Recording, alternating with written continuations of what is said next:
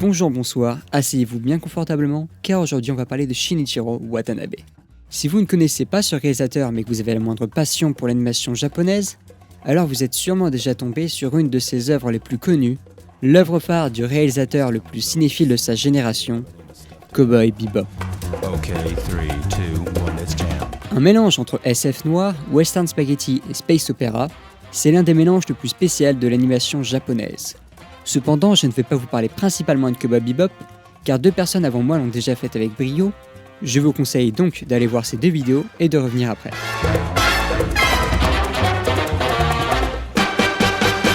Shinichiro Watanabe ne se résume pas qu'à une œuvre, mais à son histoire. L'histoire atypique d'un musicien refoulé et d'une cinéphilie débordante, d'abord réalisateur d'épisodes dans la série d'animation Mobile Suit Gundam Stardust Memory, une série d'OAV ayant tellement eu de succès qu'il a ensuite été condensé en un film sorti en 1992, et suivant la série de 1979, Mobile Suit Gundam, une des franchises les plus célèbres au Japon. Car oui, dans les animés des années 90, c'était l'époque du SF avec par exemple Ghost in the Shell et en tête de cette révolution, Neon Genesis Evangelion, sorti en 1995 et réalisé par Hideaki Anno. Mais nous y reviendrons dans une future vidéo.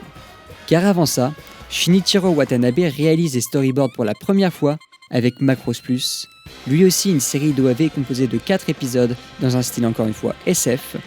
Il réalise ensuite son œuvre la plus célèbre, Cowboy Bebop, sorti en 1998.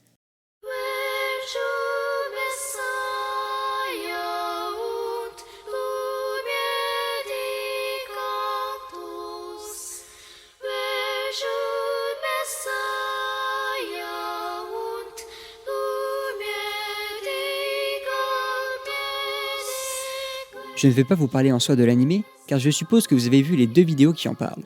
Cependant, cette œuvre est intéressante dans le cas du réalisateur esclave de sa création. Une création qui lui a donné ses notes de noblesse, mais qui a obstrué sa vision pendant pas mal d'années.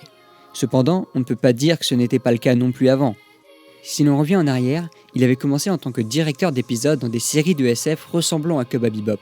Cette œuvre n'a pas obstrué sa créativité, mais a fait de l'ombre à ses anciennes créations face à un public se déclarant connaisseur, mais n'ayant vu que la série la plus populaire de son réalisateur. Car oui, un réalisateur ne se caractérise pas seulement qu'à son œuvre phare. Il a donc fallu attendre 8 ans après Cowboy Bebop la série, le film et l'OAV Animatrix pour voir Shinichiro Watanabe sortir d'un style SF et créer Samurai Champloo. Une série d'animation, disons-le, plutôt originale.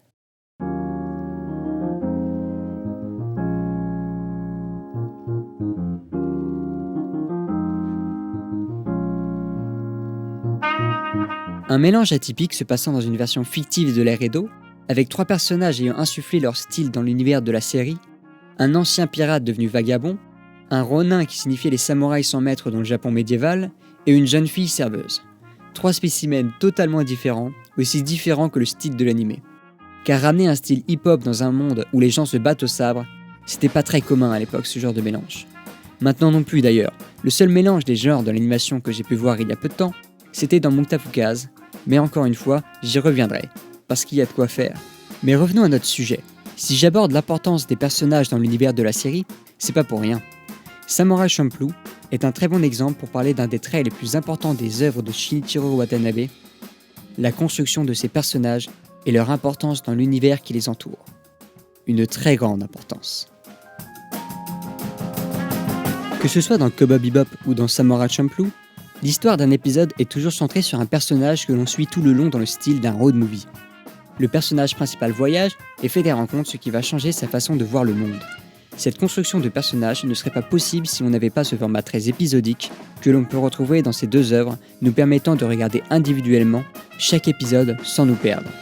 Ce qui a été pendant longtemps un argument pour tous les détracteurs de Shinichiro Watanabe, mais bon, quand on confond paresse d'écriture et choix importants dans la création de la série, moi je peux plus rien pour eux.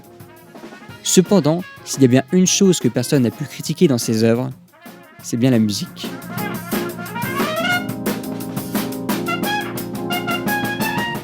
Si l'on remarque facilement un mélange de styles dans l'univers de ses créations, ce mélange s'applique aussi dans la composition. Que ce soit un style hip-hop mélangé avec de la chambara, un style très théâtral de combat au sabre dans Samurai Champloo, ou du blues jazz pour de la SF dans Cowboy Bebop, la musique est ce qui caractérise les principales œuvres de Shinichiro Watanabe. Dans Cowboy Bebop, on a le droit à une des compositrices japonaises d'animation la plus populaire, Yoko Kanno. La réalisation de Cowboy Bebop s'est faite en même temps que la composition. Comme Shinichiro Watanabe, c'est une compositrice de tout genre. Jazz, musique classique, orchestre, new age, J-pop. Pour Cowboy Bebop, Yoko Kanno a composé pour son groupe The Sept Belts et plusieurs chanteurs et chanteuses. Cowboy Bebop a d'ailleurs été élu par IGN en 2006 pour l'anime ayant la meilleure bande originale de tous les temps. Dans Samurai Champloo, Yoko Kanno n'est pas présente, cependant de nombreux artistes hip-hop japonais ont participé à la BO. Le résultat dans ces deux animés n'aurait jamais été aussi bien si elle n'avait pas été supervisée par Shinichiro lui-même, car comme je vous l'ai dit au début de la vidéo, c'est un frustré de la musique, un hit qui n'a pas pu en faire son métier. Il s'est donc rangé parfois dans la production de musique pour plusieurs films et séries d'animation dont Mind Game, un film d'animation adapté du manga du même nom par Masaaki Yuasa en 2004 et produit par le studio Katsei. Yoko Kanno a travaillé plusieurs fois avec Shinichiro Watanabe. La première fois sur Cowboy Bebop et la seconde fois en 2014 avec Terror in Resonance, dans un style totalement différent.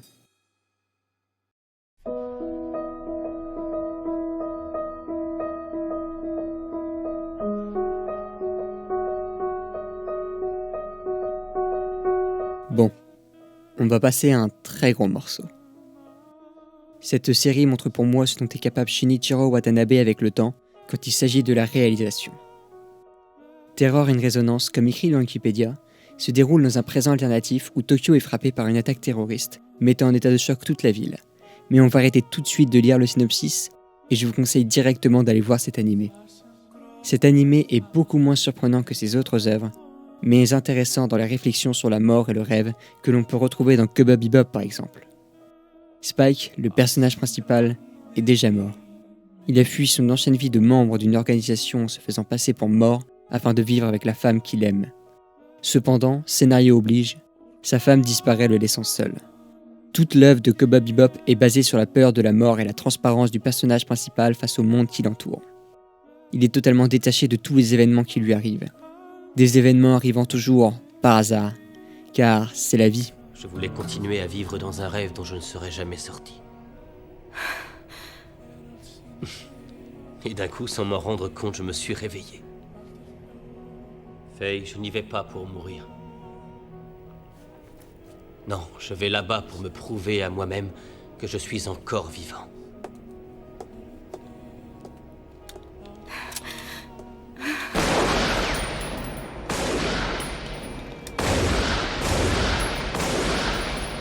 Ces mots me font encore chialer comme pas possible. C'est juste la phrase qui m'a fait réaliser la différence entre un chef-d'œuvre et une série d'animation potable.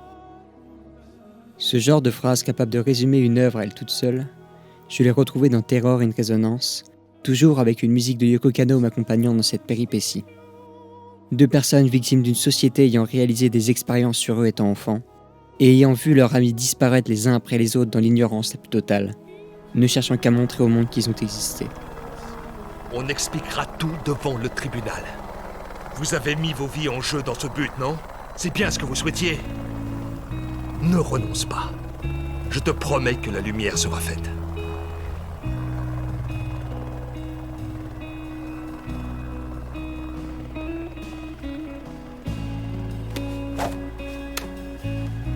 Voilà. Chargez-vous de la suite.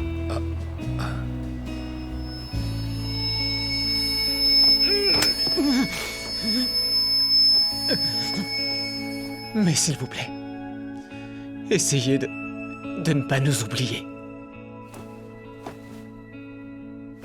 Et souvenez-vous de notre existence.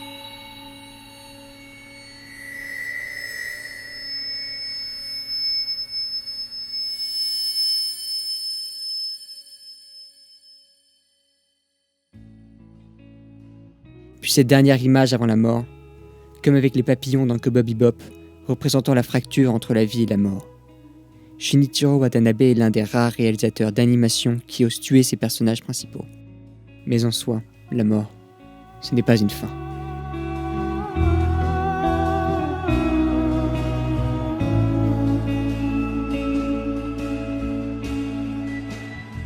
Voilà, j'espère que j'ai réussi avec cette vidéo à vous partager une partie de ma passion pour l'animation japonaise. Non, je vous parlerai pas de Space Dandy. C'est pas qu'il n'y a pas assez de choses à dire, mais que je le réserve dans une prochaine vidéo sur un sujet totalement différent. Vous avez remarqué que je n'ai pas émis la moindre critique sur une de ses œuvres, que la plupart de mes propos sont des propos totalement subjectifs d'un fan de l'animation japonaise. Car non, cette vidéo et la série de vidéos qui va suivre n'est pas une critique. Comme beaucoup de monde, je me suis battu pour tenter de prôner la qualité face au potable. Cependant, je ne vois plus l'intérêt. Cette vidéo n'est en fait qu'un cri du cœur sur un réalisateur que j'admire.